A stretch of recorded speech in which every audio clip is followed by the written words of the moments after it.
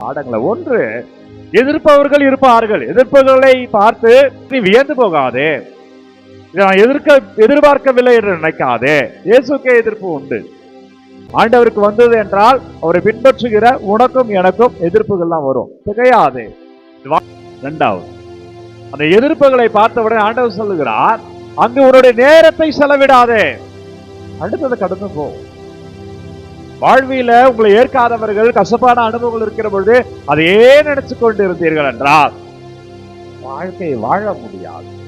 மூன்றாவது, காலில் படிந்துள்ள தூசியை உதறிவிடுங்கள். அப்படின்னா ஆண்டவர் என்ன சொல்கிறார் என்றால், நான் பார்த்துக் கொள்கிறேன், நான் தானே உன்னை அனுப்பினேன், நீ அங்கே உதறிவிட்டு செல். அப்படின்னா அவர்களுக்காக செபியுங்கள். ஆசீர்வாதமாக நன்மையோ தீமையோ அவர் பார்த்துக் கொள்வார். அவர் உன்னையும் உன்னை சூழ்ந்து இருக்கிற ஒவ்வொருவரையும் வாழ ஒவ்வொருவரும் ஆசீர்வாதமாய் இருப்பார்களாக.